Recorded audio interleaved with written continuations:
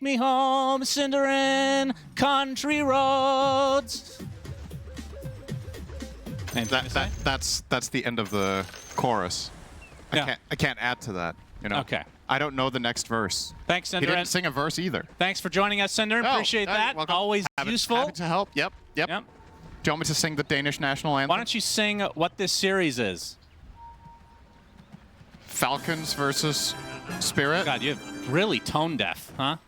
Sorry, I'm not in tune Game right number 1 between Falcons and Team Spirit. We might have action pretty early on. This is a full 5-man smoke from Falcons. It's going to be broken up. They're still going to go to the high ground. They're not afraid. They're looking for high fives. They're going to receive them. Amar will chase everybody away. Back to country roads. On their way back to West Virginia. Well, if that's what dire is, things have definitely changed. Well, in America these days, absolutely. That's West Virginia, let me tell you. Oh, yeah, tell you what, son. Time for a little bit of a bounty hunt, perhaps, but don't know if anybody's really going to be interested in fighting after this smoke was unsuccessful for either team. It's not really easy for Falcons to set up a fight on their terms, playing into a potential Blinding Light and Jakiro. I think they're just going to settle for their own half. Well, Crit did walk forward. You might slightly regret this. Blood Grenade onto 2 as well. Actually. Mipochka, he's going to continue on. The Illuminate's going to do a ton of damage to Crit. He's going to get First Blood by Collapse, who comes in with the huge rebuke. Cinderin, First Blood goes the way of Spirit. So you'll have to get that on Collapse. What's that? You'll have to get that on Collapse. Oh, absolutely. The First Blood. This he hero... is, one of the best Mars ever. Yeah, I mean... If not the. he's playing against one other player that has the potential claim to that title. This is true. But that player is playing Magnus, who, ironically, he's playing against the guy who has the claim to being the best one of that of all time. So. Yeah, they're cosplaying each other, I guess, in some ways. Will be interesting to see. Obviously, the teams are, because of that, very, very familiar with the pitfalls and the strengths of these particular heroes and what to do about it. We'll see who draws the longer straw here. Obviously, the start for Collapse here is massive. This hero, Mars isn't necessarily the best laner, but I would say when you get First Blood on him, it makes an enormous difference compared to other offlaners. Fast at getting the 2 bracers allows you to trade way, way, way more efficiently and rush a potential Soul Ring and then start, you know, spamming your opponents. You're also playing with Caudle, so they could potentially flat out win this top lane from that. Nice spear from Collapse there. Good damage onto Snay, but he will protect himself with Crystal Nova. That's interesting to say out loud. Welcome to modern Dota. Yeah. It's gonna... I actually have a question. I don't know about this interaction. Sometimes Mars go for Euls, right? Yeah. How does that work against Lifesteal? Are you able to get it before Rage can get off? Like in terms of Eul's spear as they're coming down? Oh, so you mean if you Euls them and throw the spear so it's under them as they land? Yeah. I'm trying to... I think you can still Rage. I think it's one of the few things because it has a cast point of literally 0. Yeah. But it might be something a little bit down to server ticks and luck. Yeah, okay. So if this was CS2, of course, your favorite video game of all time with the sub-tick system, it would effectively be a dice roll. He'd get it every time, actually, on the spear. Oh, I'm thinking because it's Peeker's advantage, Cinderin. That's true. You gotta learn. Yeah. If you're on the aggressive, you're going to win. Anywho, this, of course, is the upper bracket. So best of 3, loser is not out.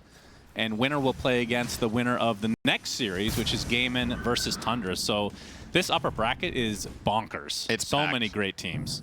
And it was unfortunate that 2 Chinese teams faced off against each other. That's the only downside. Yeah. Well, the upside to that, on the flip side, you could say they had a guaranteed top 6. Yeah. So that's what you do get out of that. That's not to say, I think based on the strength that the Chinese teams have shown so far in this tournament, it would be a massive letdown if both of them just bombed out. Yeah. So I would, at this point, expect at least one of them to reach top 6. Obviously, that was a given when they played each other, but regardless. But a top 4 definitely within striking distance for those teams as well this time around, which is exciting. This genuinely feels like a tournament that there are, I would say, 4 to 6 candidates for the championship, which is not very often we see that. But in my eyes right now, the favorites for the whole thing are the team on Radiant right now. Spirit have played an incredible tournament so far. You heard it in AUI's interview. He thinks Spirit is the team that's playing the best right now. But that, of course, also means that if you are the team to take them down or even take a game off of them. That could be the start of something good here for Falcons. I mean, Falcons in this tournament, and I guess in recent memory, they've been maybe a half step slower than we're used to seeing them, maybe not as polished, but they always have that. It always feels like it's a possibility that can just turn it on and then become the Falcons that we remember from last year, being so dominant. It feels like whenever you're halfway through the tournament, AUI just gets turned on. Well, that's one way, depending on your perspective, Cinderin. Yep. If you walk into a room, absolutely he's going to get turned on. Coincidentally, it's always after he has a coach interview with Slacks. It feels like the draft just gets so much better. He's really in the zone. I think there might be something going on there. Yeah, we'll have to ask them after the fact. Yeah, he should ask that in the next interview question. Are you attracted to me by any chance? I think that would be a good coach interview. Yeah. And then you just start singing in his face out of nowhere. It can't get any worse than the last one. So I think it's pretty fine. As Malrine on the Pangolier in the mid lane. He is sitting on 27-5 versus Laurel, who's not too far behind 26-2, so far a wash. The Pango in general, as we're going to see Rue get gone on by Skeeter. And nice block. Very close to getting that last right click off. The spear will disconnect them. But Pango has fallen off in a lot of ways. What are your thoughts on the hero right now? Especially in the mid lane? The win rate of it is, I think it's like 40% in this tournament with a decent sample size. It only took 20 nerfs, right? Yeah. And despite that, it's still going to be good sometime. Actually, Malrine and Laurel really going at it. Nice dead shot, Laurel. He's going to get silenced now. He actually dodges the blood grenade. He's going to be able to walk away. Crit finally hits him with that gun. Very close. Although the blood grenade coming up from Aposhka, now he might be able to get a double kill. Crit, able to stick up. Big swashbuckle from Malrine. That is 2 kills for Falcons.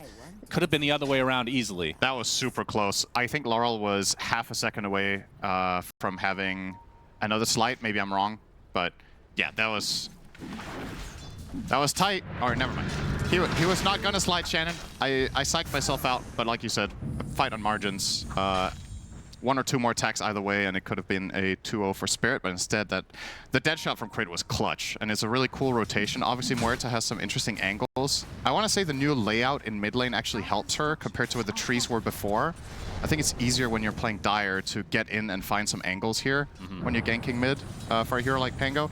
But to follow up on the whole Pango thing, I flat out think some teams have just been overrating it. I think the reason its win rate is where it is that it has been picked with too high priority earlier in the tournament.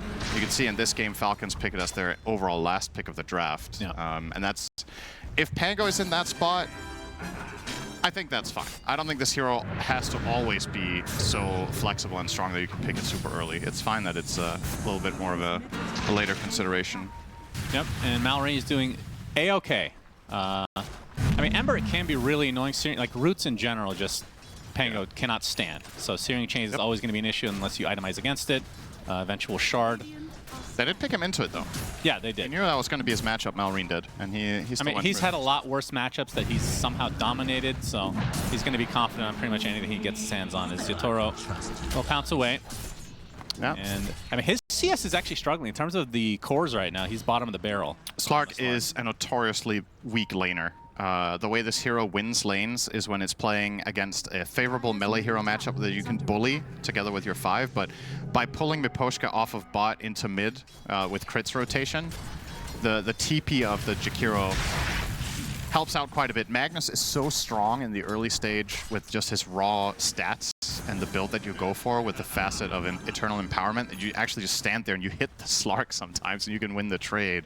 When Slark hits 6, this changes drastically, but until then, you have massive damage advantage on Mag. Mag is hitting for about 120 right now to the 80 of Slark, so it's going to be hard to out-CS that.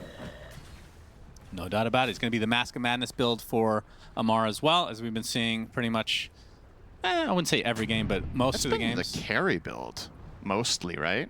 That's true. He has been a position 1 most of this time. He saw Doracio's game yesterday, and he was like, I can also be Alchemist in the offlane. Yeah, the 1,000 GPM essentially. He had like 850 GPM. I mean, that's a good point, though. This is offlane, so do you go for this? I mean, he obviously went for that facet, so you want to farm. It is. If there is an offlaner that would do a build like this, it would be Amar, right? He got a reputation for sometimes playing stupid greedy. Sometimes. Dead shot is actually disjointed. He gets his ult up the RP to follow, though, into Malrine's ult. They find the connection. was Sex really bait. close. Really, really nice. Amar was level 5, and he knew he was getting 6 from that last creep. Mapochka, he's going to get caught out now as well. Gets off the dual breath. Ice Path as well.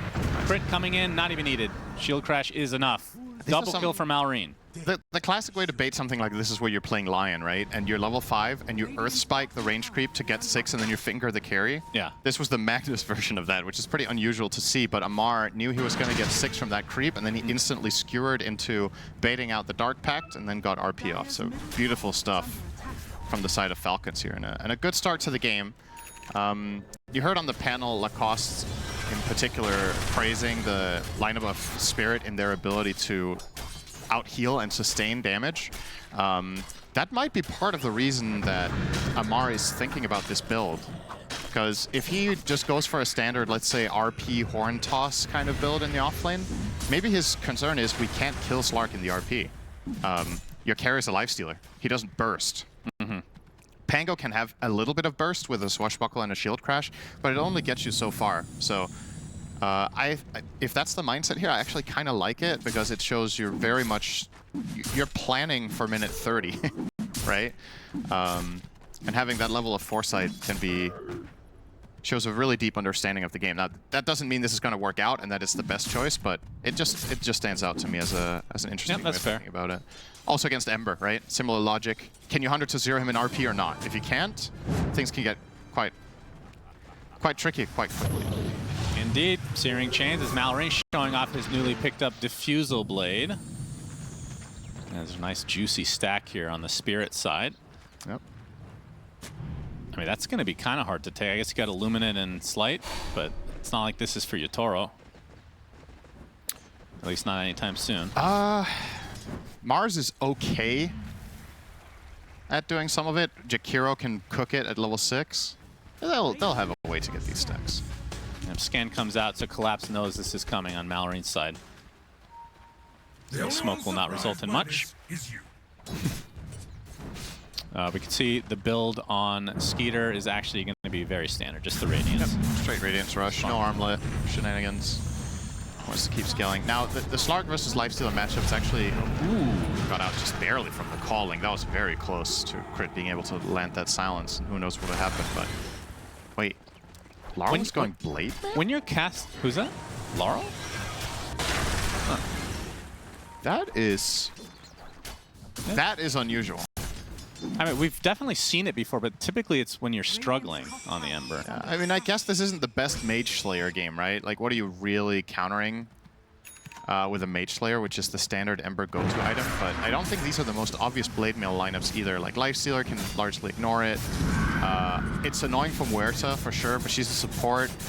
Pango can do a ton of damage regardless. I don't know. I'm not completely sure I follow this one. I definitely follow the not Mage Slayer, but then the question is, was this the second best choice after that? I don't know. We'll see. Maybe I'll get it a bit later what the angle is. Well, they triple team on the stack, so they do get it in the end. And we've seen a lot of stacks stolen in this tournament. Yep. And I feel like teams get a little too greedy waiting to take the stack, so yeah. It's good to see that. And Falcons are good at invading. Yeah, so sure. It's great to ensure them while you can, for sure. Collapse top Midas. Net worth on the Mars. Okay. Just realized he's still staying up there. Yeah, that is... It's been a hot angle minute here since from I've seen Radon. position ones go Midas in this patch. Well, Slark, one of the few melee cores that really doesn't like to play Battle Fury. And obviously has the luxury of farming largely just through Mana Regen, which separates him from quite a lot of other carries that are mainly focused on their, attacks and therefore go for different builds like Maelstrom or whatever. Slark can farm pretty quickly with a Midas, so I don't mind it if your mindset is that this game is going to play at a pace that will allow you to pull this off. But of course, this makes your hero very weak for the foreseeable future. Like the next 10 minutes, I don't think Radon offers particularly much in fights. But Spirit might just want to split push the game. They've Caudle, Ember, and they've killed a mate. Yep, Snake King has fallen. And of course, we are seeing the recall facet from Rue, as we've been seeing all tournament long. It has been insane. He actually had the Solar Bind one selected, Maybe he pubbed with it, because I don't remember seeing one in a pro game at this tournament. It's been almost exclusively the recall. The recall. Tier 1 tower for Spirit. I think the thing that's might give recall a little bit of an edge in general is that the thing we like to talk about with facets is how many circumstances in the games is it going to matter under, right? If you have Solar Bind, that's a strictly fighting-oriented facet. Recall is used for everything. It's used for defensive plays, offensive plays, efficiency, saving town portals. You know, there's just a lot of major benefits to having this during every single second of downtime. It's just the better choice, right? Solar Bind is the one you almost always take on mid-Coddle because he's a fighter and he wants to go and find kills. But for support, I really like the mindset behind having this. It's kind of a jack-of-all-trades facet. It's just good at all aspects of the game, which is kind of crazy when you think about it. Kind of an interesting pace to this game, though. A lot of the games that we've been casting, there's been brawls non-stop from the beginning. And in this one, at a certain point, it's like both teams agreed, okay, let's just let each other farm. We'll give you a couple towers here and there, but we're opting to wait for these big item power spikes, which I guess we can talk about now. Obviously, from the Spirit side, the Slark, Mr. Yotoro, is not going to be that close to anything because he picked up the Midas, so he's going to be even slower. But Skeeter with the Radiance, I assume that is go time, or at least skirmish time for him. So about 800 away from that. Yeah, and this also begs the question, who's going to kill the Tormentor? I think neither lineup's really good at it. So you see Falcons already have placed the Vision down there, and now Mipushka's going to go and try to clear it out. His Sentry will... It is actually in range, but he didn't see the ward because of nighttime. So that one's going to be able to stick there for the time being for crit. And he is pinging them to attack it. You might get your wish here with a fight. It does feel like a fight that should, on paper, be good for Falcons. They have Mag Blink with Pango Diffusal. And of course, like we talked about, Slark Midas. Just not very useful right now. Yeah, not so much. Sacred Relic on Skeeter, so he doesn't have the Radiance, but at least that's some damage. As Laurel's going to show on the wave, Malrine. Smoke will pop. He's going to show himself. Actually, it's a lot of damage with that Diffusal Blade. Trying to get off his ult, but the annoying... Okay, we have the RP jump in. There's the Collapse ult finally going off as Amar will be the first to fall in this fight. Malrine with the ult. Laurel will get shot by crit in the end, so it's a 1-for-1.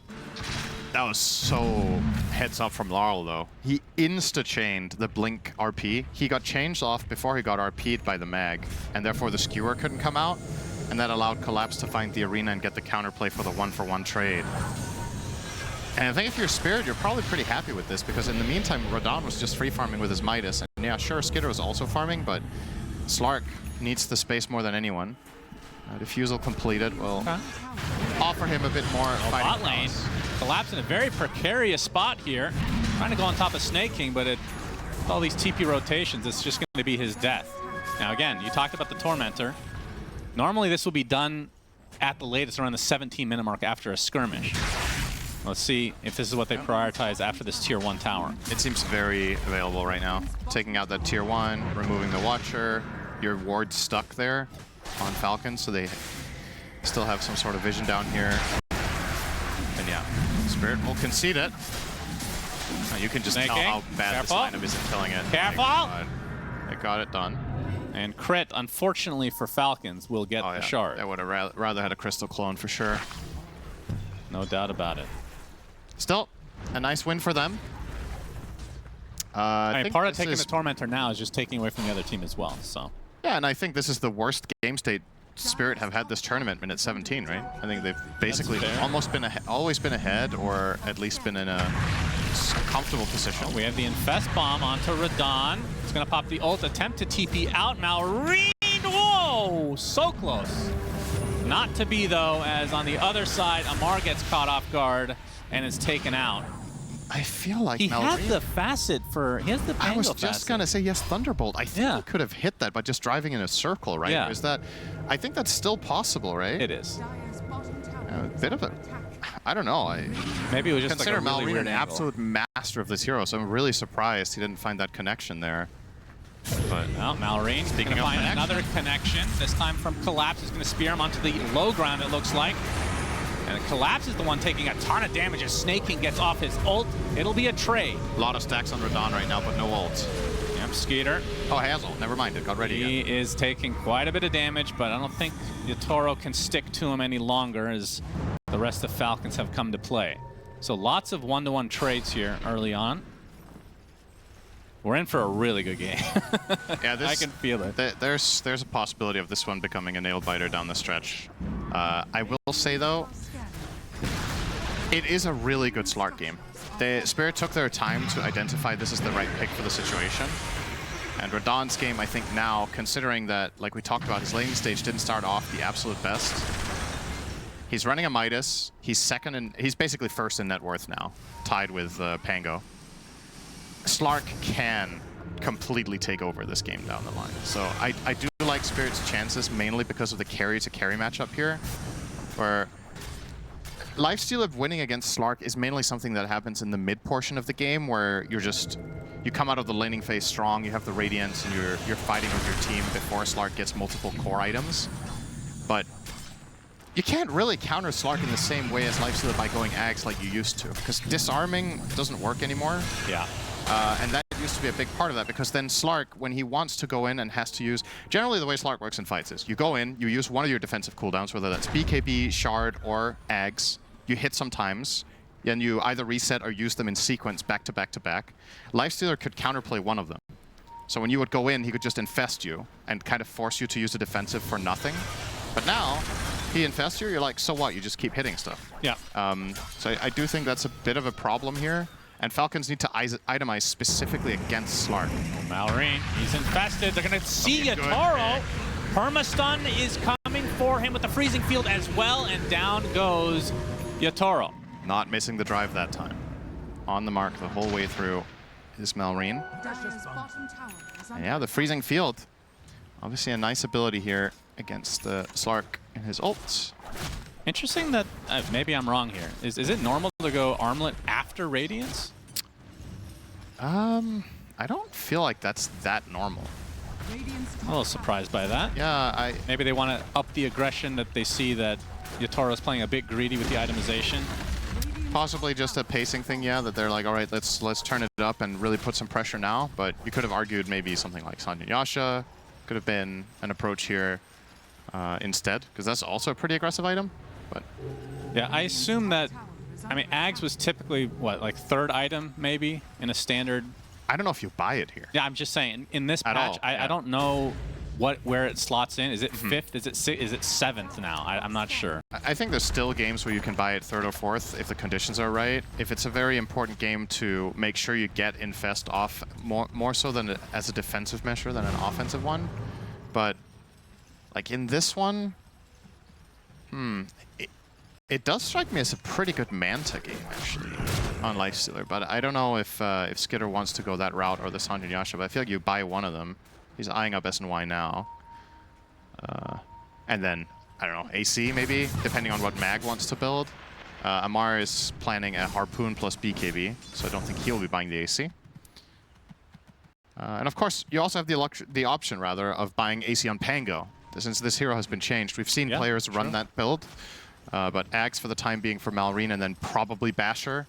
I think anything you can get that can just make your Tauros fights harder will be valuable, and Basher definitely one of those.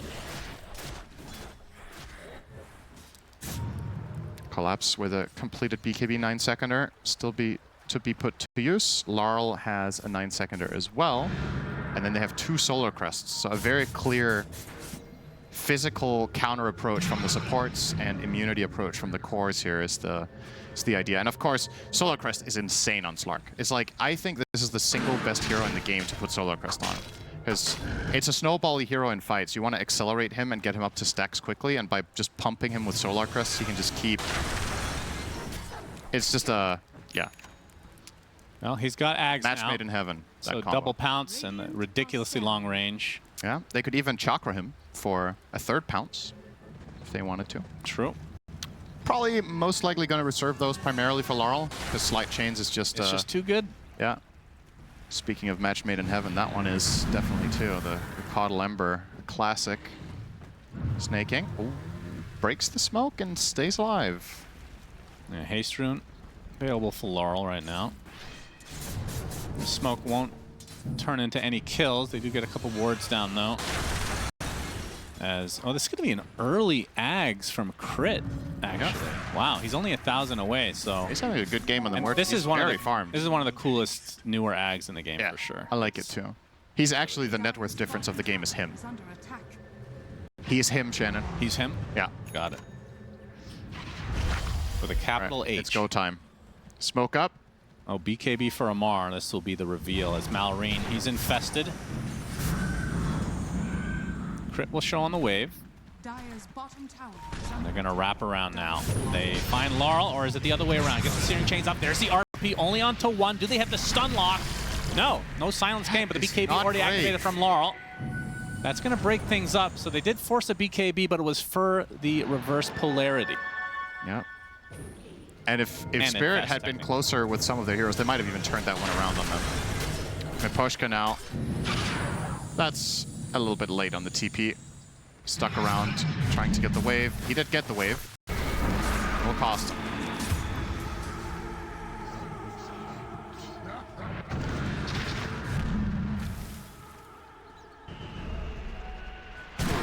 And how good are the Roche capabilities of these teams? Pretty bad. It's the same as the Torment, really. Yeah, they just don't have objective lineups, right? They're not good at killing Roche, Tormentor, or buildings on either side, so it is going to lead to this kind of a game where getting objectives is more of a later portion of the game kind of thing, or something you claim off of a major pickoff or a teamfight victory. The Falcons Tormentor came off of getting control of the area and taking the bottom tier 1 tower. The Roche is going to be a lot harder to get because of its placement on the map. Up, crit.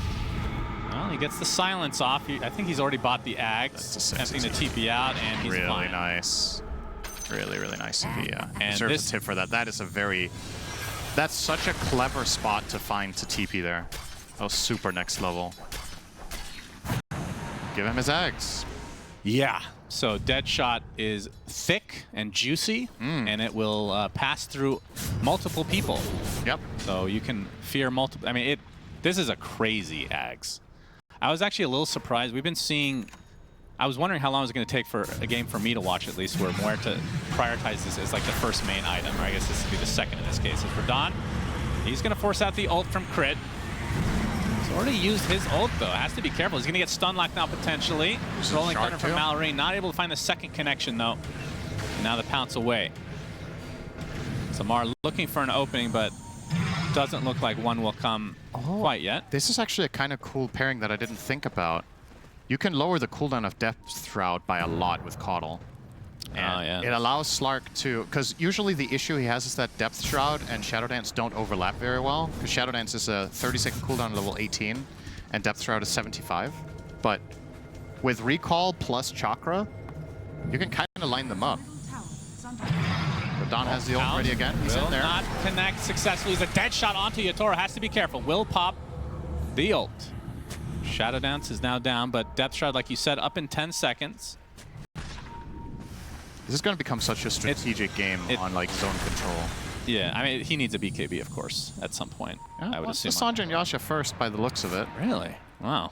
He's both queued up. He only had the Sanjay and Yasha before, and now he did add the BKB, so you can interpret that how you will.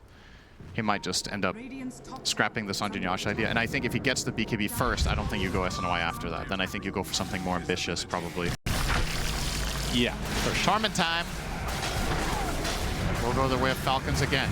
See if they get the Crystal Maiden one, or... Snaking to Skeeter instead, so... Infest applies a 50% duration open wounds to enemies in the damage radius. Yeah, it's a weaker shard, I would say, but it can definitely have its use. It's a lot better when you have Ags. Yep. Then you have the lower cooldown. So without the Ags, it's kind of meh, I guess. Yeah. Not the best, want to trade for Roche. Be a trade, yeah. I don't think Falcons are coming. No. Looks like Snaking already had shard, that's why he didn't get it. So the oh, I see. Only one remaining now.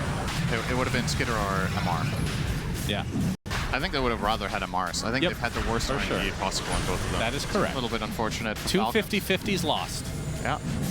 That will happen 1 in 4 times, funnily enough. Or 100% of the time, to me. Oh, it works. Yeah, I've heard when you flip a coin, yep, you have if you pick heads, you have like 40% heads. Yeah. And then 59% tails. And then 1% the coin breaks. Yes. Yeah. You're like extra unlucky. You're not just unlucky, you also have accidents. That's right. Whoa. Well, that was a path there. All right. Well, Snake King will likely still die anyways. Collapse with the BKB to get away from Malrain, rolling Snake's Thunder level away. 14. What's that? He's level 14 on the maiden. It's very high level. It's actually a quite meaningful kill when the supports are this. He's the same level as Collapse. So you can't just bleed out too many deaths on this main. It's his second death, okay? So it's not like he's had a terrible game. He's feeding. But if he does get caught off a couple of times, that can lead to a meaningful comeback for Spirit. It's not your traditional, okay, oh, they caught Maiden, whatever, right? He's level 15 now after that Wisdom, so it's a meaningful kill at this point. Also, the death timers will be longer, of course. Oh, nice RP finds two as Skeeter is just ripping through them. Rue, he's going to get open wounds, but here comes Yatoro to try to turn this around. Illuminate's going to heal him a bit, but Rue will likely end up dying here. Amar, he's infested. They're just going to use the Nightfall maneuver to get out of here. Back to base they go. Malrain, he's going to pop a Lotus to stay alive. Shield crashes back into the arena as a freezing field from the outside. You can't see anything because of the facet of Mars. They only lose the one on Malrain right now. They're going to lose Aegis, though. Crit falls shortly after. There's the Infest. Laurel cannot get away. He's going to get Frostbit and beat down into oblivion. Yatoro, Aegis lost. Already at half HP. He is getting eaten up. He has a lot of Will stacks pop now. his ult, though. If he gets reset. Dark packed away, pounces well, attempting to TP, but the skewer brings him back under the tower. Amar gets the kill. Big fight for Falcons. Damn. Couple of really sick back-to-back plays there from Amar. Finds the 2-hero RP setup, and then TP's back to, was it base? I think? He TP'd back the whole way in the middle of that he TP'd fight. back to base, but I lied because I didn't actually check, so it was a 50-50, which is probably I'm wrong, right? Yeah, you're probably based on my luck. Yeah, he probably didn't even TP. Yeah, that's possible. We're gonna see it here. So here's the replay. Nice 2-man RP here from the Mag. They don't kill Coddle instantly. I think the target selection there actually incorrect from Falcons. If they kill Coddle first, they could get the Jakiro after, because Jakiro does not have Ghost, but they do still get it done. He TPs here. It was all the way back to base, and he's actually running all the way back to this fight. And I understand why Spirit felt confident here. Oh, they TP'd out the Mag with the Infested Lifestealer? We can go for this with an Aegis. Yeah. But Crit stayed alive for so long with the ult. And Snake King's Freezing Field, of course, slowing things down by a ton. And now they're just in this enormous calling that just keeps growing. Man, yeah, the one we saw in the last series, that's the biggest I've ever seen it. And this looked a bit promising for Radon, actually. If they don't get this skewer here, this is really nice from Amar. But if they don't find this skewer and he gets to full reset and heal up, he might have been able to re-engage and get more stuff done there. But nice from Falcons. 7K lead. Yep, finding a little bit of breathing room, but this is against Team Spirit, of course. 69%. We're going to ignore that last change there. Thank you, Gaimin. The big fan. Nice. Up. All right, close that now. Nice. There we go. 69 again. Nice. Skeeter, I mean, we did see that as well coming into play there. We didn't really mention it, but, you know, the Empower on a melee target, very, very powerful, of course. And he actually breaks apart his SNY, so I think you're right. I think it will be the Abyssal into Manta, or the other way around, Manta into Abyssal. Yeah, that's good. Okay. You lose the status resist. Yeah. But being able to Manta the Searing Chains, the Blinding Light, there's a lot of annoying spells for sure. Yeah, the Manta is... There's just a lot of value to exactly those two spells, but also everything Jakiro throws at you. If you're out of rage, then it just buys you... Lifestealer, a lot of the time in later portions of the game, is about buying time to bridge the gap to your next rage. And usually the way you do that is either through BKB or through infesting. But Manta obviously can also be a piece of the puzzle.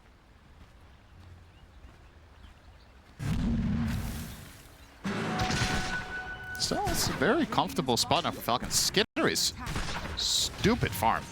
Yeah. 360 CS. He's playing with Empower. And of course, Lifestealer, every CS, you get that little bit tankier. Oh, yeah. 440 right now. Give him enough time and he'll be invincible. Yeah. This game goes to 450 minutes. Yep, he'll have a lot of tier HP. 5 neutral items. We'll have tier 10 at this rate. And... Okay, if you...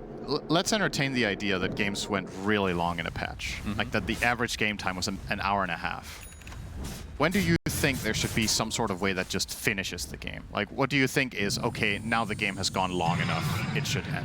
I mean, we had that back in this when the FPS started to break and Darkseer had fire coming out of his ass. Okay, well, that was not an answer to my question. That's not what you think. That's what we had. And it didn't end the game either. I think so it was actually a terrible answer. I think having strong nudges like tier 5s is the best way to do it. If you just have a set so you thing, think an hour is a good time to be like, okay, like now the game should be about 10. Yeah. Because I know some players love long games, right? Everybody who loves techies wants to play forever and never leave. Yeah, of course. The old techies, that is. But they're masochists at the end of the day. So you're on board with like an hour is a healthy upper bound for a Dota game. Yep. Okay. It should be rare. I think most people are probably on board. I think with we're in a pretty range. good spot right now. As Skeeter inside of Malrine right now. Nullifier is next for Malrine. They're gonna run into Maposhka, although they see Yatoro instead. Oh my goodness, that is some damage. Whoo! Insta-gib. Yes. He does have buyback here, and they will likely try to force it. There are 3 tier 2s though, still up and running. And now he no longer has buy. What did he just purchase? He bought a Mithril Hammer? That's good to have in your inventory when you're dead. Okay, Amar, he BKB skewers, and they're going to find a little pick off onto Maposhka. And that's another hero that's... Oh, they've dropped the gem? And Octarine now for crit. He is so far. He has about the same net worth as the Mars. That's, yeah. On his Muerta, 135 CS to his name as position 4. 28 minutes faster than the previous record. Oh. This is it like has been bought in 1 match and it won. Wow, shocker. Well, it's looking good right now. Lincoln's now for Amar. Have we had 2 callings up at the same time before? What is the cooldown on this spell? 22 seconds now with Octarine. You definitely should be able to with Dance of the Dead, right? Yeah, I mean, we've especially seen that if you thing played last with Coddle forever. too. Yeah. That would be interesting. Yeah. I don't know how that's coded. Frostbite. Skeeter. He's going to get hexed. This collapse is going to get hit by a dead shot. He has to. Open wounds, yeah. BKB away. So Magnus bought Lincoln's, and I was looking for what he's going to use it for. And the only things it's blocking right now are Mars's Hex and Slark's Orchid, which makes it really good, right? Because you can't just get it off with some random trash. Diffusal. Or the Diffusal. That is, by comparison, that would be the quote-unquote trash, right? Yeah, but it's really good here. The Lincoln's for that, because it makes collapse. Rolling Thunder, they're going to try to assassinate again. Yep. This time it is Laurel, dead on the doorsteps of his base. 70 seconds, no buyback. Falcons have so good vision and just so good control of the map right now. Spirit, we've not seen them like this yet this tournament. Just playing keep away. They have literally not lost a game, if I'm not mistaken, up until this point. Yeah, I don't think, I believe that's correct. But I don't even remember seeing them down on net worth, really. Yeah. So this is one of the greatest comeback teams ever, but this one's going to be tough. You're playing against insane AoE damage or control rather, with RP as well as Pango ult. You're playing against an Omega farmed Muerta who can be a third carry. Lifesteal is easily top of the net worth board with Empower. Yeah, everything just coming together beautifully for Falcons this game. Oh, yeah. Can't really put much of it. Well, they're going to wrap around. This is without Ember for still 25 seconds. Crit would be a huge kill. Hex initiation into the pounce, into the spear, into the ice path, into every single spell. But the Infest will keep him alive. And now Crit pops the ult so they cannot attack him. And the first to fall is likely to collapse. He pops the BKB and gets away. Maposhka gets run down, though, along with Rue. Man, they needed that so bad, as Yatoro already has his BKB on cooldown, as he's going to try to pounce away. Collapse on the other side. It matters not. They lose the Slark, and they're right next to the pit. I mean, Crit does die. That was their initial target, but it takes forever. And Collapse had to kill himself to get it done. So I don't even think that trade is good. It's even. Right? Mars from Muerta at this point is more or less an even exchange, but Slark just not really finding much presence in the fight once again. And what a great Infest play from Skeeter. It means the world in that situation to save the Muerta and buy those precious seconds here. So you're seeing in this opener, they need to spend a ton of the... This is the issue. They needed to spend a ton of the lockdown time on connecting Radon. They spent the entire Hex before he could get on top of the target. Like, imagine that situation where Slark has a Blink Dagger, they kill Muerta, and the fight is a totally different beast. But yeah, just having that extra couple of seconds on him and then getting saved by Infest, big deal. They're inside their base, and Miposhka, another death, does have buyback here, but Yatoro without it for 30 seconds. Well, he's back up and running the old-fashioned way. Damn. See how safe they play. That coach interview from AUI, there might be some truth to it. Like, what, the country roads? No, just talking to Slacks just really brings out the best in this team. Oh, Amar, he's going to use the BKB to take off the Searing Chains. And Rue is completely isolated. Going to burn down to the Radiance as Skeeter will be able to secure that nice one. Try on the Manta, but Malrain has his ult. Collapse just dies. That's within BKB as well. Nullifier applies to Lars, can pop the BKB of his own. Yatoro focusing on the lifesteal. This is still an Aegis lifestealer. BT dubs. Sorry, I know you said I should never say that again. Yeah, nobody really says that. Any ever. MB. When did people say BT dubs, Shannon? I'm old at some point. That's not an age thing. I think that nobody ever said that. That's not true. Okay. Nobody ever said it unironically. Not going to hit the spear. Has the sheep still available. And I mean, this is 3 buybacks still from Spirit. And there's plenty of time on the Aegis. Skeeter has 3 minutes to go, so they can just regroup, wait for the next Pango ult to be online, which is only 30 seconds away. They retain their RP. He's going to get a refresher now on Mag. Okay, this is reaching impossible territory now for Team Spirit. Yep. Not looking good here. The amount of advantages. We're at a point now where Falcons can flat out whiff an ult and still be stronger. You see this Manta. Nice attempt there from Skitter, but at the end of the day, it didn't even matter. No. This killed Collapse anyway. Just burst him down. Hands up. I'm pretty sure he said, praise Gaimin.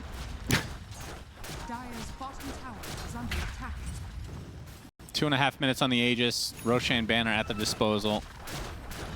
They are certainly going to push the envelope here, knowing that 3 buybacks on cooldown for Spirit. And now Smoke to try to expedite the process. See if they can find somebody in the base. Don't have the vision yet, but the Manta Illusions will provide a little bit of space. Okay, they jump in first. Onto the Aegis target. Here comes Malrain with the Rolling Thunder. They're going to use the RP as well onto Yatoro, and he's dead. No buyback. It's up to the other 4 members of Spirit, but they have the permastun again onto the Ember. Laurel drops. He's one of the few with buyback right now. This will be 1 lane minimum. Harpoon, the instant spear from Collapse, gonna force out the buyback from Laurel. And Skeeter wouldn't mind too much just getting rid of the Aegis here, but still has a decent amount of time. The question is now if Falcons have the read that there's no buyback on the Slark or not. That's true. They don't know this for a fact. Yeah, that one's a gold-related one. Yeah. Mar jumping in. He's going to get speared for his troubles. There's the Infest. They know that Laurel just bought back. This will be a huge kill. Collapse coming in with the Mars Arena. They are going to finish off Laurel. That's a dieback for the Ember. And now they can pretty much safely say Yatoro has no buyback as Collapse gets solo RP'd and dies. 2 remaining members are supports. That should do it for game number 1 as GGs are called. Falcons looking like the old, if you want to call them that, Falcons in this game 1. Really nice. They have a way of sometimes really leveling up. And his friend. Thank you. Sunsfan here with my friend as Yatoro will die right off the bat. First blood for Skeeter as well. Man, could not have scripted that any better for Falcons. Terrific start to the game. We can talk about the drafts a bit. Cinderman, any thoughts overall? Yeah, so as Silent alluded to, he didn't go into more detail about it, but I kind of thought of it the same way that I feel like the only reason Falcons valued Shadow Demon this highly is to get Demonic Purge against Defense Matrix, right? Like, this Tinker, the way that teams have been utilizing it to make kills on cores, in particular in the mid-game, really, really difficult. You now have a crystal clear way of initiating fights where you isolate a target, you go on them, and then you purge them, and then you kill them. And they have a great lineup for that because they have Dragon Tail as a blink, stun, catch, most likely. Amar will go dagger on the Mars as well, I'm assuming, and then Shadow Demon just needs to be in the neighborhood. So I like this as the approach of Falcons. Obviously, this seems like very premeditated. I believe they had this planned before the game even, or the draft even began. They were like, we'll give away Tinker this next game if they want it. If they pick it, this is our solution in the second phase. And yeah, you wouldn't expect Spirit to ban Shadow Demon either. It's barely been picked this tournament. It's not a popular hero. Like Silence said, he doesn't rate it very highly, but he likes it against Tinker. So. Yep, makes sense. I mean, it feels like Tinkers have been reigning free, rather, in a lot of these games until like an eventual nullifier. And like, okay, we can finally do something about this stupid-ass hero. Yeah, that's a great comparison. You just start the game with a nullifier in a way, right? That's obviously way oversimplified, but that's the idea. So let's see how the lanes play out. As you mentioned, Gyro getting first blood. I think this top lane is already Falcon's favorite on paper. I think Gyro Jakiro is stupid strong. Ringmaster and Sand King can try to hold their own, but ultimately it's hard for Sand King to ever play aggressive into these two heroes. The turnaround potential is way too strong. And most of the time you're going to be spent pushing into your own tower. The Flak Cannon plus Dual Breath on the waves will just push out the wave to force Spirit to be on the back foot, and then you're trying to pull camps if you can. You can see both camps open here. I think Falcon's very happy with that. This is, in a way, you could argue just a slight variety on the Gyro Warlock lane that has looked super powerful as well. And they're playing it the same fashion. Jakiro, super aggro up in their face, pushing out the lane with Gyro, and then you're trying to pull hard camp when you can. You see here, Snaking will manage to pull only the range creep, but that's still very good. Yeah, it's going to be a tough lane. Burrow Strike to get some harassment. I mean, I do want to talk about these heroes individually as the game goes on past the landing stage, both the Ringmaster and the Sand King. I guess we can start with Sand King. I feel like the hero it's kind of looked underwhelming. It feels like one of those heroes that you pick when all the other offlaners have been picked or banned. Yeah, I think there was something else available for Spirit here when they did pick that Sand King, so I wonder what they were seeing, because to me this isn't an obviously good Sand King game. I think one of the main things I'm looking for in an SK game is, can you play your lane? This hero plays very badly from behind, in my opinion. And it's possible here that Collapse will just flat out suffer. You're seeing it here. Like, this is going to be the story of this lane. And you can't really do anything about it. You can try to pull waves on Ringmaster. Unlikely to happen against Jakiro. He's just going to bull you out. If you try to contest the pull, you're probably losing the fight there. Yep, just like that. It's... Is he just dead? He's going to pop the Fairy Fire to stay alive. Burrow Strike from Collapse. There's the whip as well. Skeeter coming in, though. Yeah, trying to help them kill Snaking with a body block, but unfortunately, Snaking was tanky enough to survive his teammate's wrath. Behind the trees now, they both have to do the same thing. How many tangos do they have left? They have 2 tangos between the Sand King and the Ringmaster. Rue's trying another pull here. Or rather... Time to just suicide there? Okay. Yep. I thought maybe he was pulling it to prevent Jakiro from pulling, but... He just doesn't want to be in the lane anymore. It wasn't the right time for it regardless. I mean, this is rough to watch for Collapse. So, piggybacking off of that, the Ringmaster, we've seen... What was it, Spirit, that we saw them play it? I think Collapse is dead now. If they have any detection, he's dead. There's a Sentry. Sentry and Rocket Barrage is enough. And now he's going to die as the wave pushes into his tower. So Rue needs to either pull this wave out and keep it alive, or Sand King gets no XP here and will now rejoin the lane as level 3. Rue is against the core level now. 4 Gyro. I would argue neither of them is the core now. I think they're both position 4 on average right now in this game, which is not great, to say the least. Now, that's the top lane.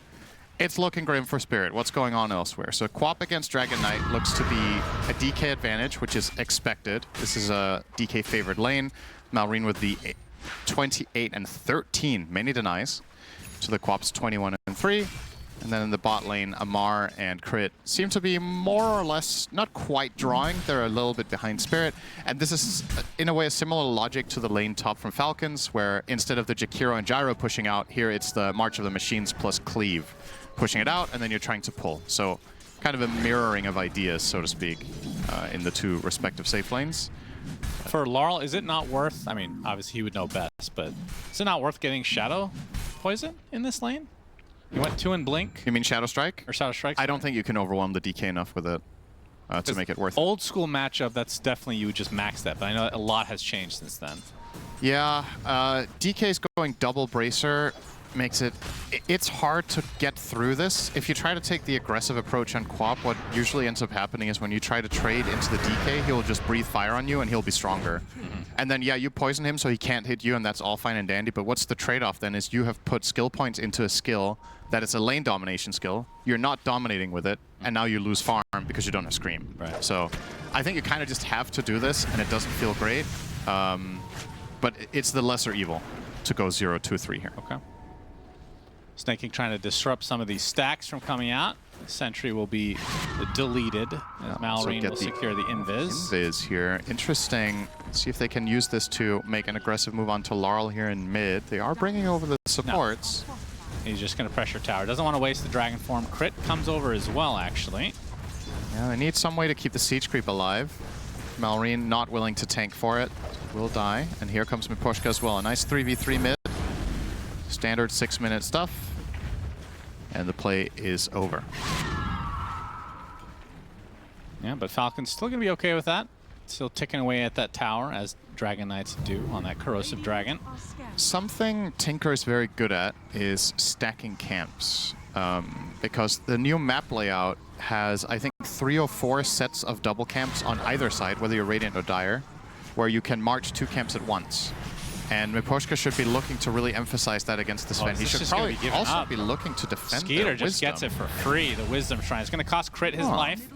Oh, but on the other side, we have Amar also taking it, so... Yeah, I'm surprised Spirit were not looking to defend that, considering they have Tinker. He's really good at zone controlling the Wisdom Rune. You had Quab ult, but maybe they just feel like Collapse is too weak.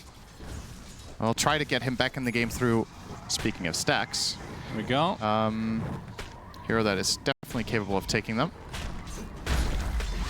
Triple stack of Ancients. We'll get there. As Shadow Poison will set up the spear. Miposhka will get the defense matrix activated upon himself. 3 points of Shadow Poison on him right now.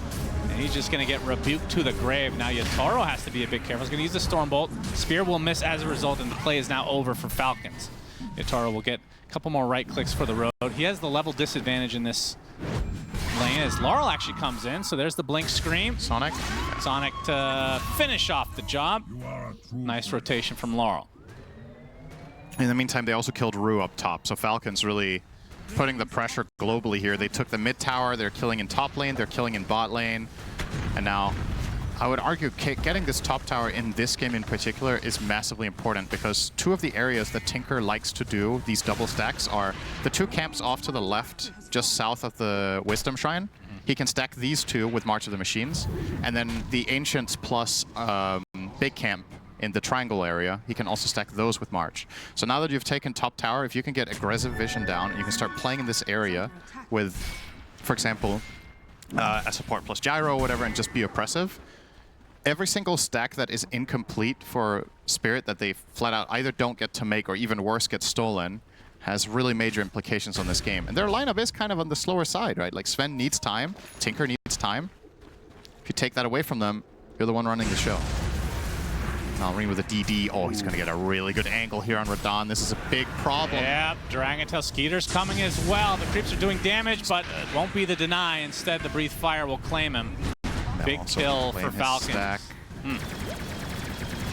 And we didn't talk about this, but notice Skitter's skill build in this game. He went 4-1-1, so full-on focus on, once again, the whole oppressive approach to the lane. If Sand King wants to fight back, you make sure he doesn't have that luxury. And then you start maxing out Flak Cannon now for that farm efficiency later down the line. So looking great for Falcons. Skitter has had nothing but bangers in this tournament on Gyro. I feel like he's just, I think this is the 3rd or 4th game we've seen from him, and at least the games I've watched, he's just been completely owning. And this looking like it's shaping up well to the same degree. 3-0-0, 73 on the CS, top net worth.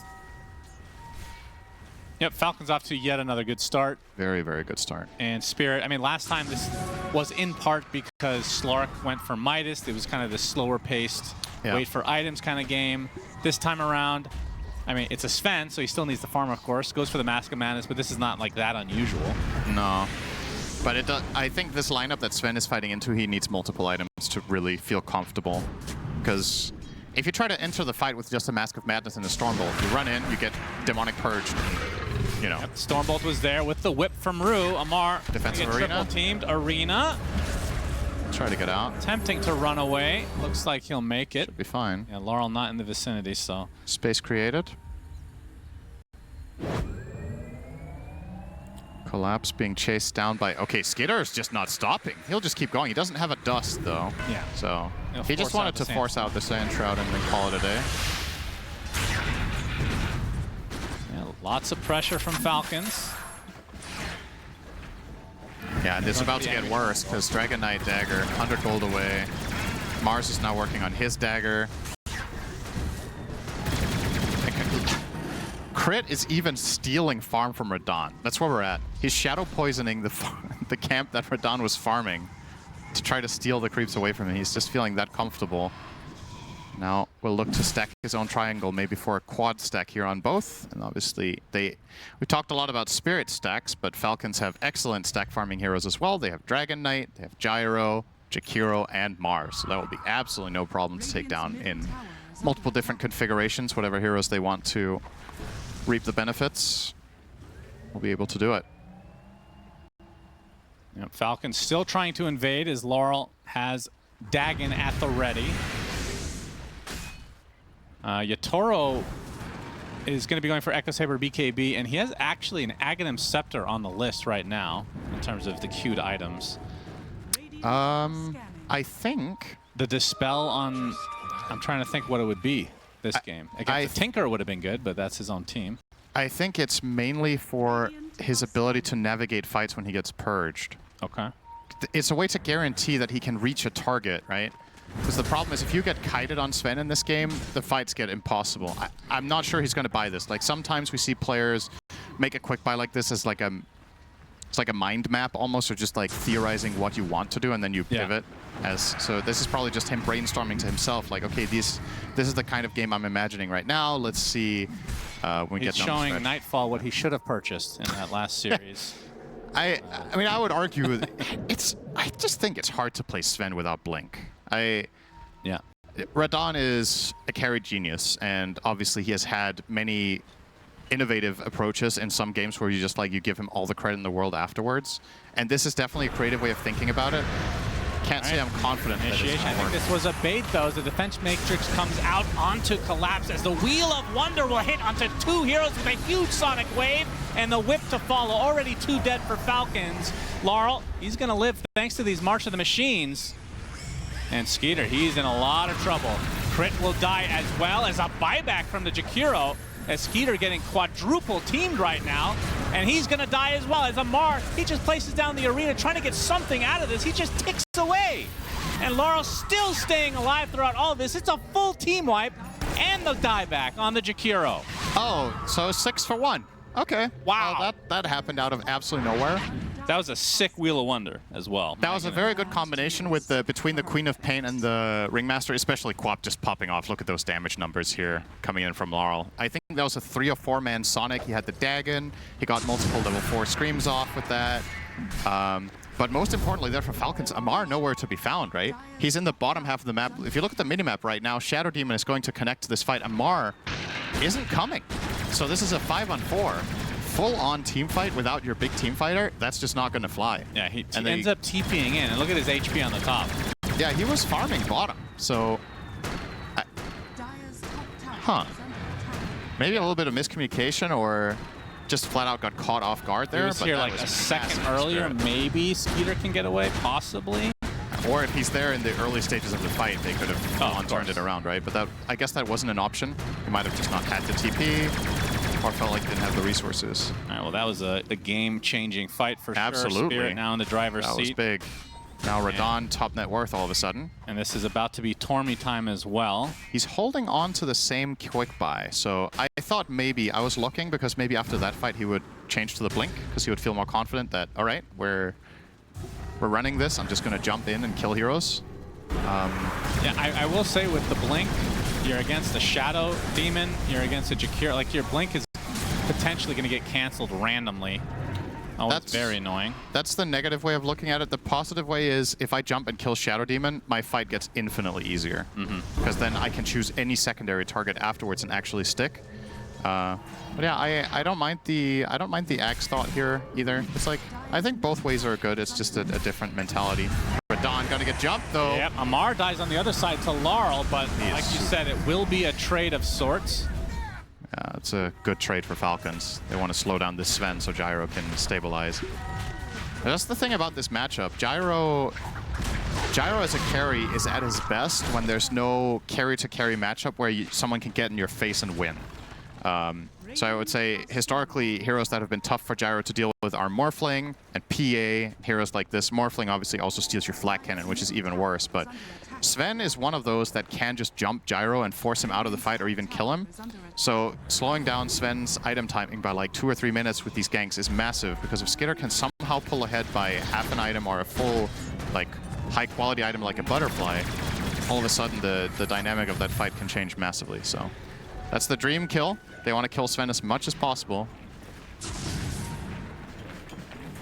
But it did cost them Amar, like you said. Yep. Amar's queuing up. I think, again, quick buy, a good way to tell the state of the players and what they're thinking. Amar has 4 Midases in his quick buy right now. Snaking will go down. Snaking's not going to find that too amusing. So 4 Midases in quick buy and Refresher in sticky buy is telling me he wants gold. So for Yotaro, we were thinking, all right, he's considering this or that. I wonder if there's another item hidden behind these 4 Midases that we can't see because the quick buy is... Probably Divine. Yeah, maybe. And that makes the most sense. 4 Midases with Refresher and then Divine. Yeah. Perfect synergy. Well, Aghanim Scepter is online for Skeeter, so his farm is going to get amplified. His damage is going to get amplified, and still 2 minutes past... Wait, did they get Tormy? They did, right? Yep. Oh yeah, that's the shard for crit then, so he has Demonic Cleanse. Into the Roche Pit Falcon goes. It's not the best game for Cleanse. You can remove Laser. I guess that's kind of Shadow nice. Strike. You can remove Laser, you can remove Impalement Arts. Shadow Strike is... yeah, you can remove that too. He actually does have 1 point in that now. Very important. This is a big moment, but Spirit They're not going to make it in time. Spirit don't even seem to realize this is happening. I think this caught them off guard completely. Or they would have contested this. They have all their spells ready. And Spirit's lineup is online to fight. They have a ton of damage and a ton of sustain. Tinker with Mech, Holy Locket, and even an Essence Ring for himself. He's a tough kill. Sanking with the Dagger. Quap with Dagon plus Kaya, a lot of damage. So ideally, if the type of fight that Roshan presents to you is the type of fight Spirit want to take. So that makes me feel like they just didn't have the read. Both teams have very good fighting around the pit skills as well. So we're going to see one of those by the end of this game, no doubt. Radahn disassembled his Echo to finish the BKB, but didn't get to fight with it. So he will now assemble it again, I'm assuming. That's his next choice. Radahn is going to show himself in the bot lane. Rue not far behind. They were initially postured as if the Tormy was up, but not the case. As Amar jumps in, gets the arena off, only the Tinker inside. They'll find Miposhka. Very nice ward. Saw the Tinker TP, instant jump. Take him out and get the tower. Now, Spirit could technically look for a defense here with a potential Tinker buyback if they fancy that, but it's about to be go time if you want to do that. There's still ages wants on the Skitter. tier 2. There's the Burrow Strike. They've already lost the tier 2. Whip into the Stormbolt. Already half HP there as the Spear is going to connect onto Yotaro, but the box will save him. Sonic Wave onto 3 heroes, but Yotaro's burning away. World of Warcraft is not going to be addicted to any of these heroes. They're all immune right now. Amar will end up dropping to Collapse. Already 2 dead for Spirit, as Collapse and company will be able to take out the Aegis. One more Burst Strike for Collapse, but he ends up dropping after the fact, and Laurel now on the run. Damn. Radahn did not get his BKB off at all, despite getting boxed too. He just didn't use it, I think.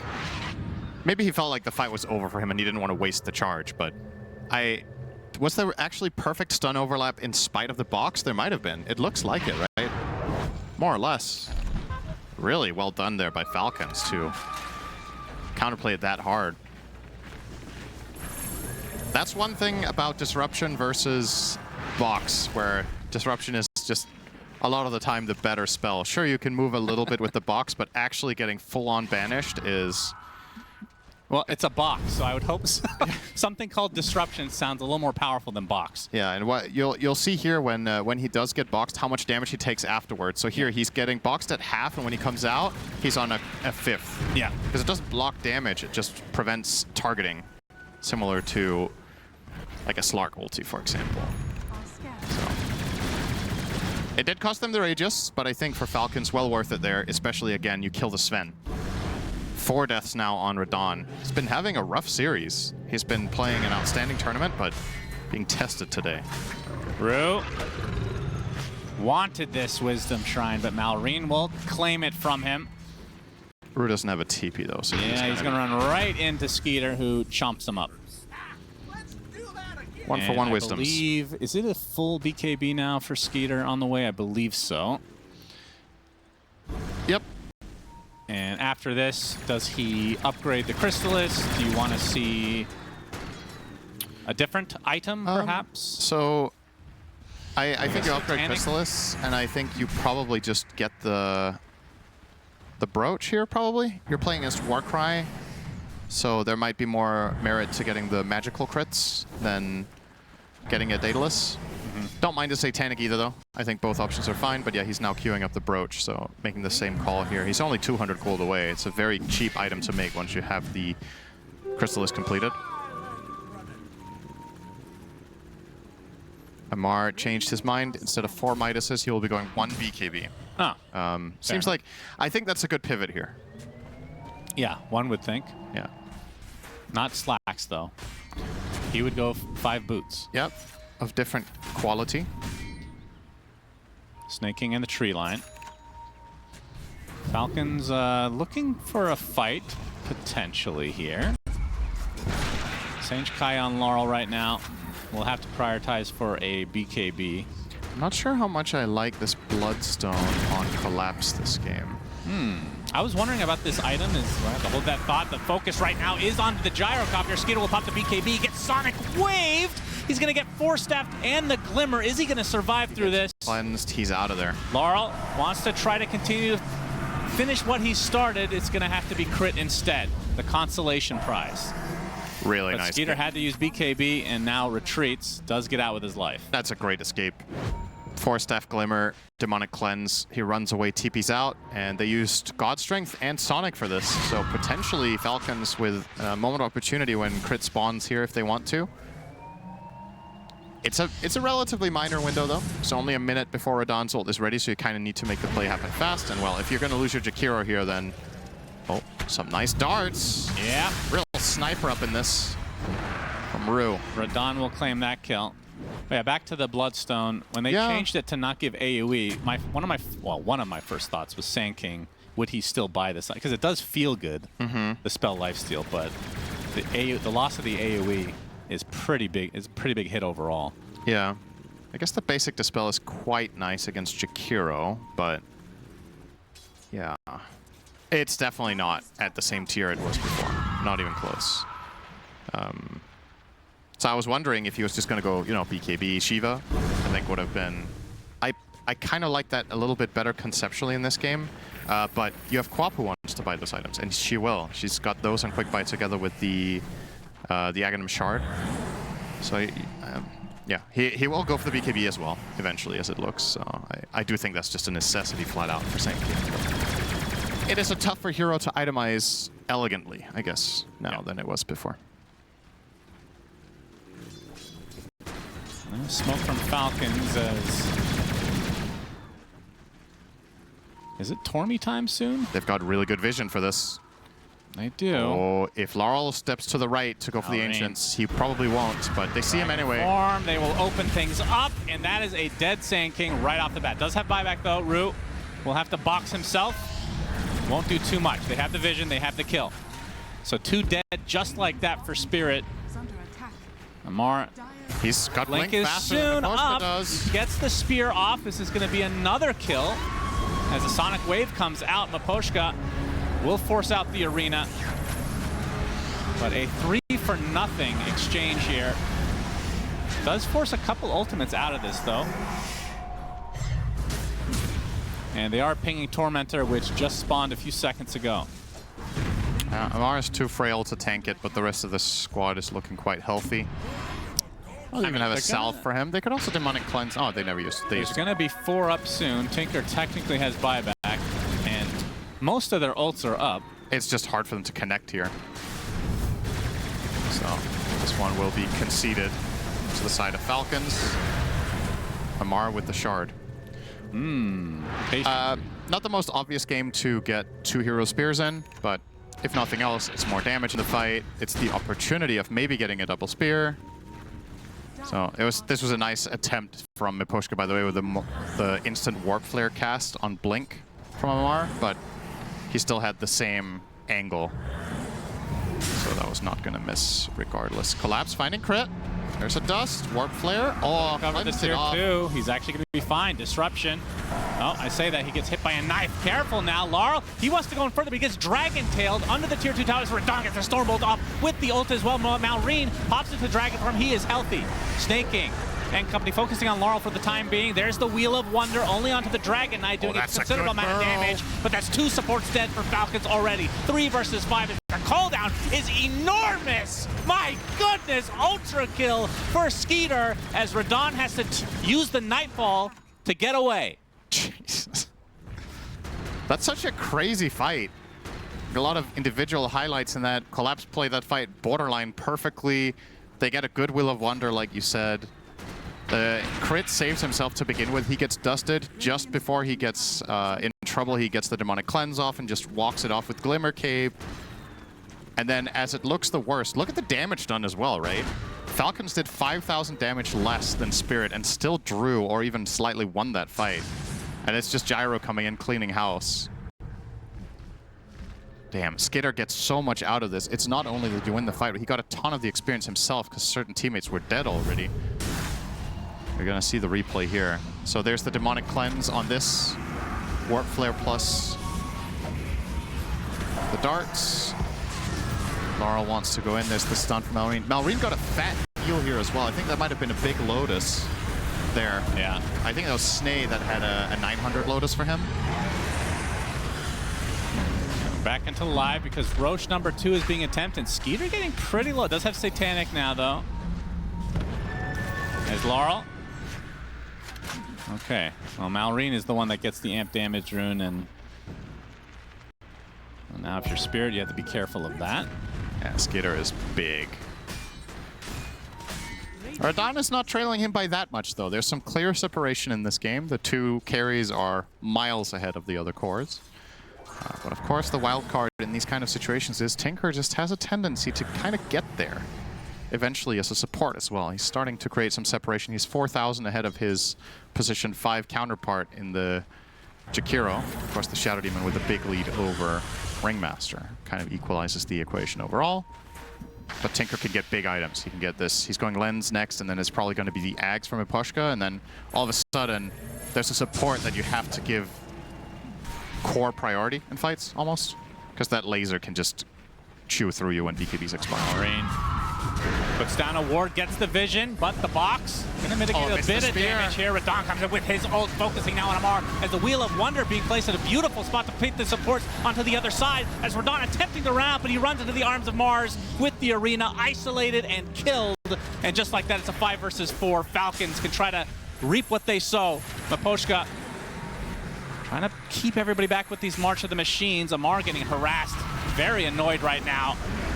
He has to actually back away with the help of the Glimmer. I believe Falcons will just have to settle for the Roche. I mean, they kill Yatoro again, which is huge. Even if this is all that comes from that, it's still such a massive win because of the specific hero that it is that they kill. Falcons are still weary, though. They have to worry about the epicenter potentially. His Collapse, he's going to get stunned in mid-animation. He is destroyed. No buyback for him, and Team Spirit. Box comes out. with the whip to buy a little bit of space for Lara to blink away. I don't think Falcons are able to pursue her any longer, though. Go get And Rue. And disruption into the spear. Another kill for Falcons. Just capitalizing on the positioning from Team Spirit and the vision that they're provided here. Skitter now 14-1. Yet shaping up to just be yet another Skitter gyro game. He is crushing it on this hero and has been for a long time. So this tournament. He's 2-0, but across the last year and a half, I feel like this has been his best hero compared to the field. Just exceptional gyro player, and should be claiming an Aegis here for his efforts as well. Barely even has the slot for it anymore at 30 minutes. But he can swap out the Falcon Blade for the time being, but his next item will make it more tricky already to make space for this. You think he's allowed to backpack a sponsored item? Falcon Blade? You get it? You got it? You sure? Yeah. Just making sure. Oh, can you explain it to the audience, please? The team name is Slax Falcons. is watching. Oh. And the item is Falcon Blade. Got it. Okay. I'm glad we're on the same page now. Understood. Aegis online. Roche banner as well. Only a 4K lead right now. Napushka showing. If Shanakin just went for a blind ice path. Whoa! Yeah, if he had that idea a little bit earlier, he probably thought this is too good to be true. He must have moved. But if he had gone for that blind ice path, that would have been a dead Tinker. Just narrowly escaped the Dragon Tail as well. So what's Team Spirit's next move? Obviously, Yatoro needs to stay alive. Yeah. He's going for Satanic next, it looks like. Wait, is he actually? Oh, he went for, I guess he finished the Revenant's Brooch. That is so close. So his damage is going to be a bit mixed now. He also has Shard, so his Warcry can no longer be dispelled by the Demonic Cleanse. Well, what's the move for Spirit? I genuinely think what would increase their chances of winning the most is if Napushka gets Ags. And then you try to stay alive in fights and make them long enough so that Tinker can start carrying together with the Sven. The question is if you're going to get there in time. Pops his ult. He wants this kill. Disruption's going to dodge the Burrow Strike. Amar with a nice arena, but there's the Wheel of Wonder trying to counter it. Skeeter pops the BKB, so he's not affected at all. Already collapses dead. Radon trying to run off the damage from Skeeter. Remember, he still has Aegis for 3 minutes. Pops the Satanic as well. And that Aghanim's doing work against the tower. Still attacking through stuns. And that kind of engage is just not good enough. It doesn't even matter if they hit the Sand King stun. The disruption is there. They have to flank. They have to find crit. Oh my. They want to try to find the stun onto Yatoro. They will eventually. Not the greatest of layering. Is Skeeter getting lasered up. Sonic Wave onto 3. That's a buyback from Collapse as Amar will Nightfall away. They might lose the Gyro Cup here pretty soon. Radon comes in with his Harpoon, trying to finish the job, but he's just not winning this battle. That is a dead Yatoro again. And remember, this is Skeeter with still the Aegis. Dragon Tail from Malrine. Laurel in a lot of trouble. He blinks back to the north. Okay, Skeeter, he's not going to be able to finish it as Amar is coming back on that Mars. Collapse pops the Bloodstone, but gets speared into a box. And eventually, you have to think we'll die here as the Dragon Tail finds him. Burrow strikes to the south, but it's not enough. Down goes Rue as well. And these buildings about to be ruined by Team Falcons. They just need a creep wave. And it's coming. This is at least one lane. It could be two. There's a minute on Sven and Sand King. Yeah, it should be look two, at those I would ridiculous think. damage numbers from Skitter. Just he's top of the DPS in every fight. Yeah. He's parsing. 2 Satanics in that fight, apparently. Yep. Still 30 seconds for Yatoro. And they know that Collapse is a dieback, so they have plenty of time to get this second set. The tier 2 still exists in the top lane, so they will likely fall back after this. So 2 lanes, an upcoming Tormentor, about a minute and a little bit away. Actually, maybe just a minute, because they've been pretty diligent about killing that on respawn. This game's not over yet, but I will say this now. something that we talk about time and time again with these really high-tier teams. They played in the group stage, and Spirit slapped them. It was a 2-0 for Spirit, and guess what? When you're the loser in that scenario and you're a very good team with a very good coach, you're going to learn a lot from that. And they have come back with a strategy that has put Spirit on the brink of lower bracket. Yeah, it definitely feels like a big part of this series compared to the previous one is the drafting stage. I just think the bans that Falcons showed up with in the series so far have forced Spirit onto some heroes that we haven't really seen them play very much this tournament. So clearly they've been looking stellar on a stereotype, or an archetype rather, of lineup that they've been running for the majority of their games, if not all of them, leading into today. And now they've once again kind of been forced a little bit out of that comfort zone. We've generally seen Collapse on like super tanky and super oppressive offlaners, and we've seen a different set of carries. This is not Yatoro's first Sven game, I think, though, so that one is a repeat. Haven't had too much Rue Ringmaster either. There's some new things here. That doesn't mean it's not good, but clearly Falcons know what to do about it. And Malrine will get a Fireball. And this is a lot stronger, I would argue, when you are playing Green Dragon, because you can empower it with your minus armor. True. And he looks to be going for Nullifier, so another way to deal with the defense matrix. Still a ways away, though. And what does Skeeter build next? He finishes a Butterfly, and I guess from here, it's either replace boots, upgrade Ags to the synth and get something else. Yeah, I would say synth into AC, maybe? DK's not buying AC, nor is Mars currently. So that would be pretty strong. Yeah, that's probably the best, right? Otherwise, you could get Daedalus and replace Brooch, but I think it's more powerful to keep the Brooch longer and then upgrade Ags and just flat out unlock a slot. Wait, can you even Sanjin Yasha can you disassemble Brooch? I don't think so. Okay. But I could be wrong. I actually don't remember. What is the recipe? Is there an actual recipe to it?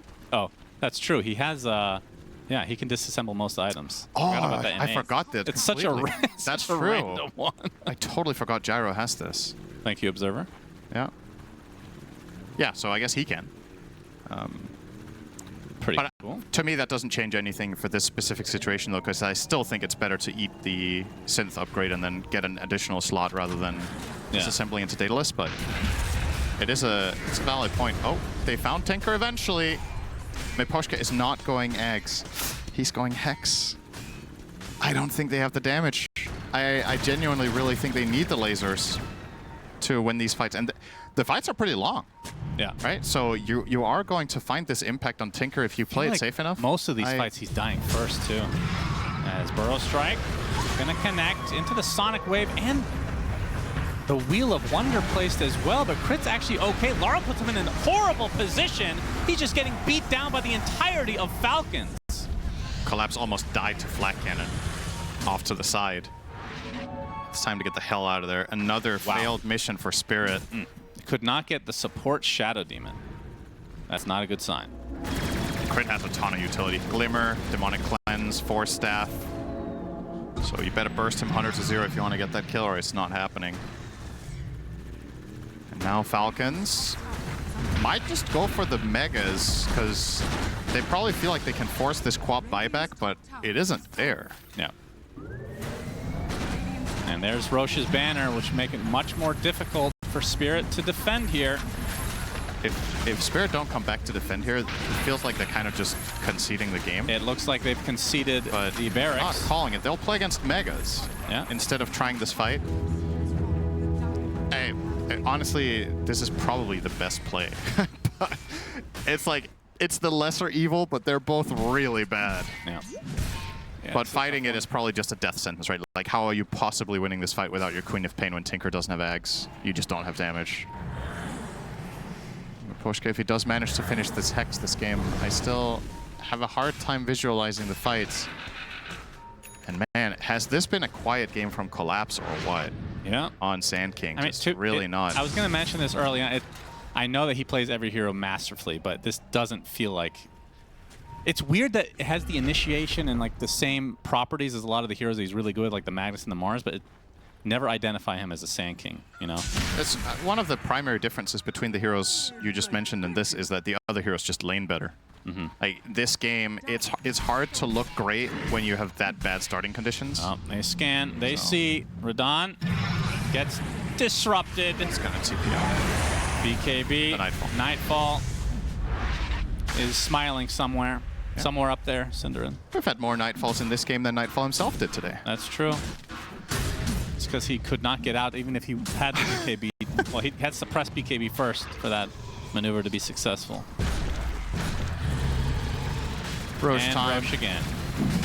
And this one has all the goodies. It's like a little bit of a mixed Halloween candy bag. You get a little bit of cheese in there and a taffy and a flag. If you're really hungry, anything goes. Wouldn't recommend eating the Aegis, though. Maybe it's one of those things where if you swallow the Aegis, you turn into Roshan. People never swallow it, they just carry it, so they haven't More tried. amazing ideas brought to you by Cinderin Try that. DOTA. Be sure to follow him on social media for great jokes. Wow. You suck. That's why we're together forever. Skater starting to pound on the tier 4s now. Yatoro on the other side of the map. What is he trying to finish They need to deal with here? this banner. He's trying to finish MKB, but he is not. Actually, he is kind of close. 600 gold. Can they buy this time? They have Glyph. Laser. As Amar, he's going to use the arena and the BKB. They're going to get collapsed inside. He's ticking away. He's dead. No buyback for him. So even if Yatoro gets back in time with the MKB, it's a 4 versus 5, and that's not including Aegis. Yeah, Toro's back without the BKB. MKB. Yes. You are correct. Well, he is in a world of hurt then. 50 seconds of no collapse. Skeeter